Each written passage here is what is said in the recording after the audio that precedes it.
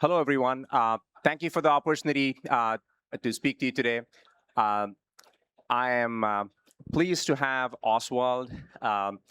He he and his company have been doing something transformational, especially for the continent of Africa.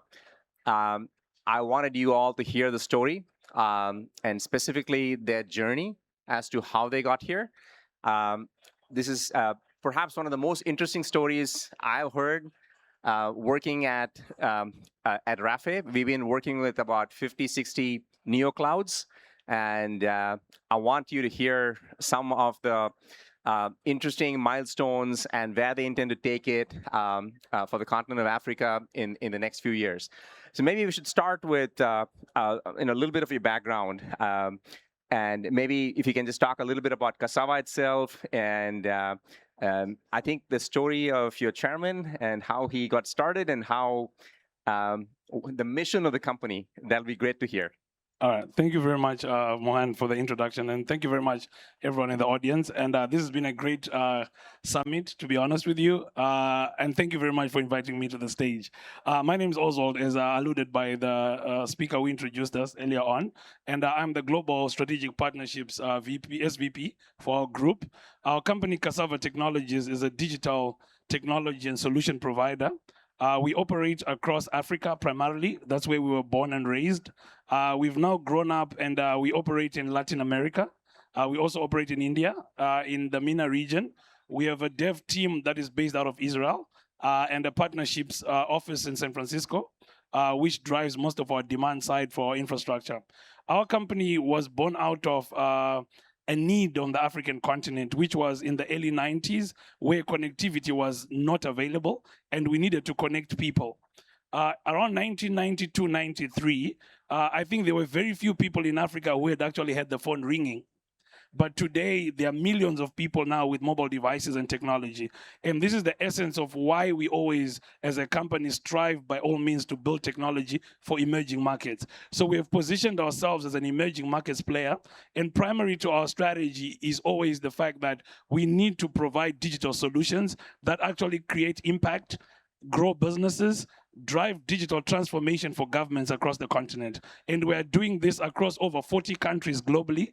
And we've got a team of over 5,000 people across all these markets that are on a day-to-day building technology solutions that derive livelihoods and change and impact lives on a day-to-day basis. So that's where I come from. But thank you very much for being on stage. And maybe if you could talk a little bit about your role as well. When you talked about the company, and we'll of course talk a little bit about the mission of the company in a couple of minutes, but maybe your role specifically, and then that'll give people context. Okay, so in our company, strategic partnerships is actually a growth strategy. So the way we grow our business is to partner with like-minded companies like yourselves, the likes of Microsoft, Google, NVIDIA. We talk to AMD, Cerebras. So we work with a number of these technology companies. And my job is to go to those companies and strike partnerships that are mutually beneficial, number one, and very symbiotic in nature. And that is how our story of growth is defined. We don't have a large research background or a large research budget, but we believe in bringing technology from these top AI companies, top technology companies, and then we enter the emerging markets, and then we provide the system integration required to scale those companies. And one of our mottos actually is, in the emerging markets, we do not want to leave anyone behind. Because the ethos of technology today is, if you're left behind, there's a lot of disadvantages that you have. I come from a continent where 70% of the world's population under 30 is in Africa today. So if you're going to talk about AI in this room or in this summit and you don't talk about Africa, I'm sorry, you're not in the future. Because the people that are going to use AI are in Africa, whether you like it or not. We might not be where we are right now, but I believe over a period of time, the numbers that we have favor us, whether you like it or not, from a B2C perspective. Because everyone's got a mobile device, and they're going to consume AI on the edge, and the numbers are in Africa. So for us, that's our biggest bet. And not only in Africa, go to Latin America, go to India. The numbers are quite interesting. And for us, we don't want to leave anyone behind, and we want to provide these technology solutions. So my job on a day-to-day basis, coming to these conferences, striking partnerships to bring technologies to the emerging markets. That's an absolutely interesting job. Must be a lot of travel associated with that. Yeah, my wife always complains about that. So maybe we should talk a little bit about the NVIDIA's AI factory. I know you guys have standardized on NVIDIA, and one of the big things you guys are doing is setting this up, this NVIDIA AI factory all over the continent and maybe even outside Africa for that matter. Be great to kind of hear your thoughts on, how are you going about it? What do you expect out of it? And maybe if you even are willing to share some snippets on, where exactly in Africa you're setting these up, anything you can share with the audience would be great to give them context of the scale. Because, and I know work closely with your team, I understand the scale. It's enormous. It'd be great to share some of that. Okay, so in terms of our NVIDIA partnership, 24 months ago, first of all, let me start by saying, before we invested in compute, Africa had less than 0.5% of compute across the world. Yet is the largest continent by size and by population. So you can imagine where we're coming from, where we only had about 100 GPUs, H200s across the whole continent, even if you ask NVIDIA guys.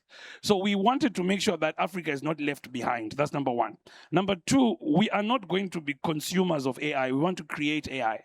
So based on that ethos, we went to see Jensen and team, and we had our proposition. At that time, it was not easy to get GPUs, the demand, the American embargoes, and the like.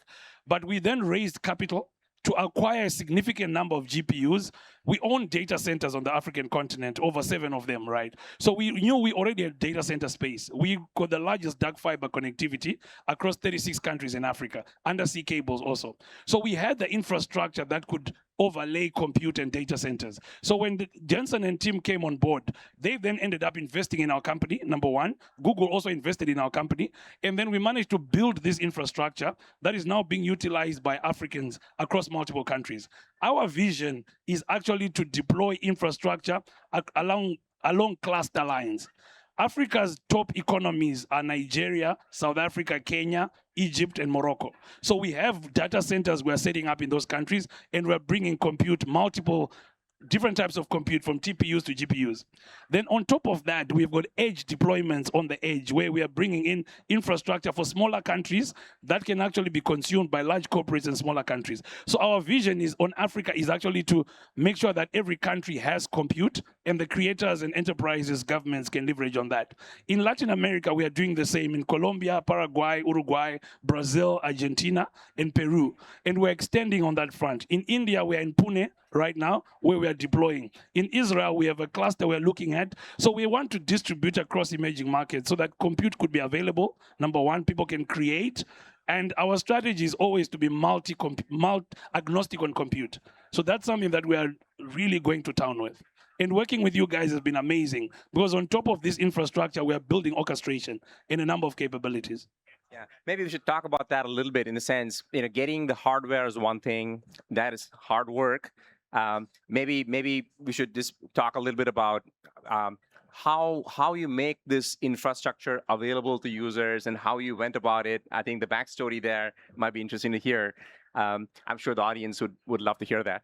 So it was in, I think, early last year, because I live between Africa and the US, right, in San Francisco. So that's where I spend most of my time.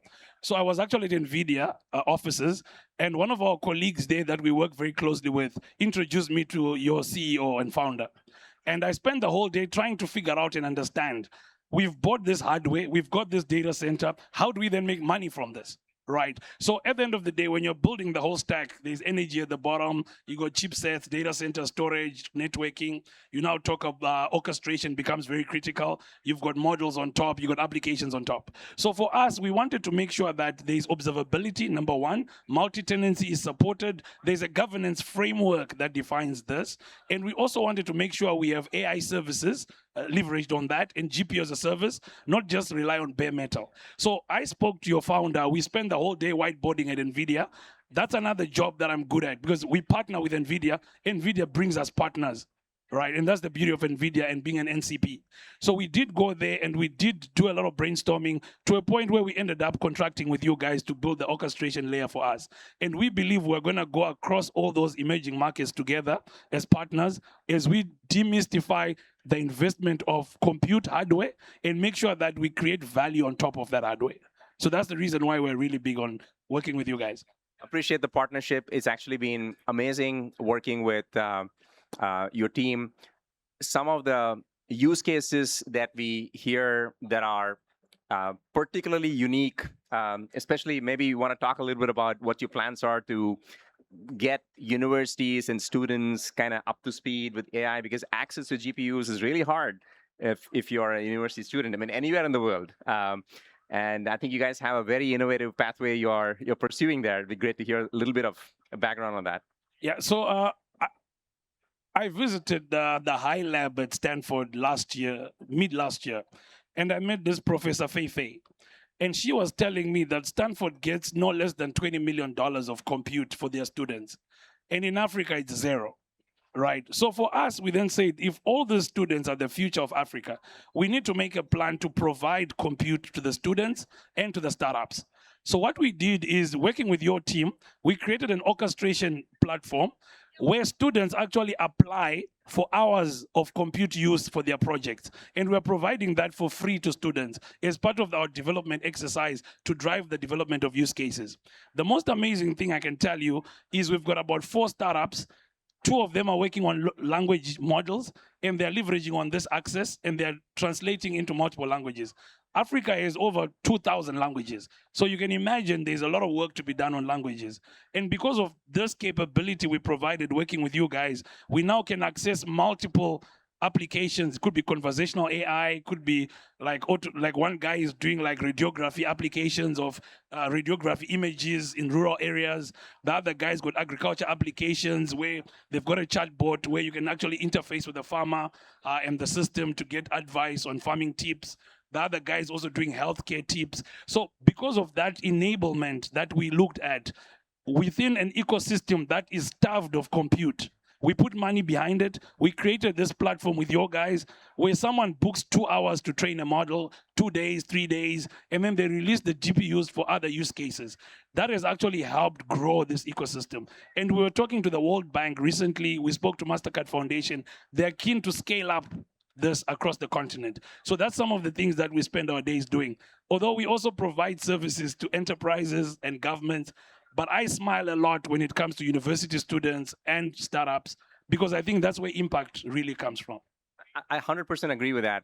In fact, the most interesting projects we guys work on are not the ones where you're giving 100 GPUs to an enterprise, which is more of a black box.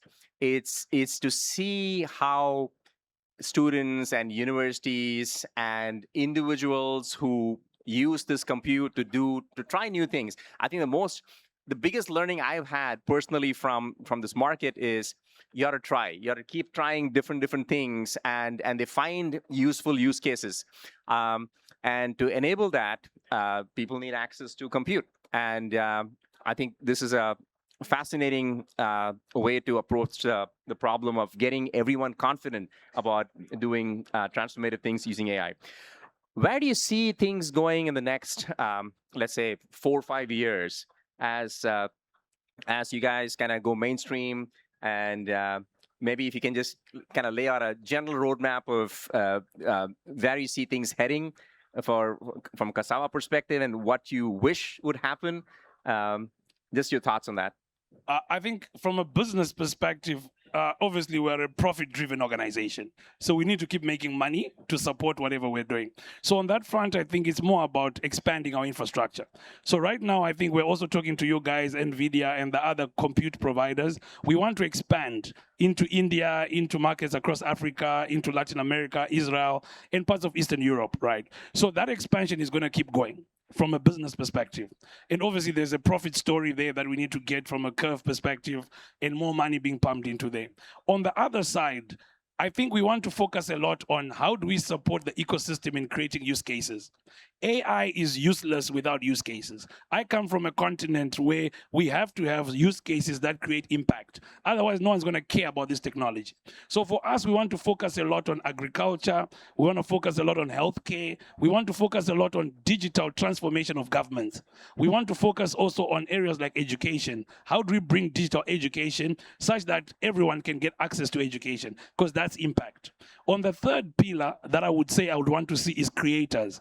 We want to see startups from Africa and all over the emerging markets building solutions and technologies, leveraging on our infrastructure. At the end of the day, they have to create jobs. there's a big story around job creation and decimation of jobs with AI. But our story in Africa is we need jobs. So we're trying to figure out how AI actually creates jobs than what everyone else is talking about, that AI is going to decimate jobs. Because if we decimate jobs, we've got bigger crisis. So our focus is how do we also create jobs? So that's the future that I see. And that's what we want to invest in. I think that's a very valid point. I think this may sound very counterintuitive to a lot of us, where the general consensus may be that, hey, AI is going to take away jobs, but I think it's going to be the other way around. I think it's going to allow us to do things that we never imagined. New kind of jobs that we can't contemplate probably will exist. And I think a lot of the folks who are just graduating probably will jump on it, and maybe we won't recognize it, but looking forward to seeing that. Yeah, other than that, any other thoughts on how you should go about this? Like any advice to the audience on, I mean, you guys are been embarking on a very, very ambitious mission. Any learnings you would want to share with the audience as to what not to do and what to do? Just a quick summary. I think from what we've learned is you need to invest in skills. Because in this industry, I think you see everyone's talking about forward deployed engineers. Everyone's talking about the consulting approach of AI. I think everyone created AI, dumped it onto enterprises, and enterprises don't understand what to do next. So I think the most important learning that I've picked up the last couple of months is everyone is now pivoting more to a more deeper engagement actually with enterprises, even with institutions that are adopting AI. So that's one big lesson that I'm looking at. The other thing to pick up is obviously this business is cash heavy. You need to raise money to deploy infrastructure. So we need to look at innovative ways of raising capital and deploying capital. I think the story of energy is coming, because in the US, in other parts of the world, people are talking about energy. And we need to figure out how this energy-hungry infrastructure can be satisfied by available sources of energy, and not forgetting the green side of energy. I think the last bit from a learning perspective is what I do every day. I can't build a company without the rest of the crowd in the room. So I'm always looking for partners. I was talking to many people, they're saying, let's sign deals, let's do something together. Because like I said, I come from a continent where we don't invest a lot in R&D. The only thing that I can do best in the emerging markets is partnering with you guys, taking your technology and creating a difference. So partnerships is the next thing that I would say from a learning perspective. Completely makes sense. I think this gives an opportunity, at least for the folks there, to leapfrog. And just like you talked about how the mobile phone was transformative, maybe this will be the next leap. Thank you, Oswald. This is amazing. Thank you for the opportunity. I think we had about 20 minutes. I appreciate the opportunity, everyone staying back. As I mentioned, if you have a few minutes, do look up Cassava.ai. They are doing transformative work. And we'd love to share updates as we do more and more together. Thank you again. Thank you.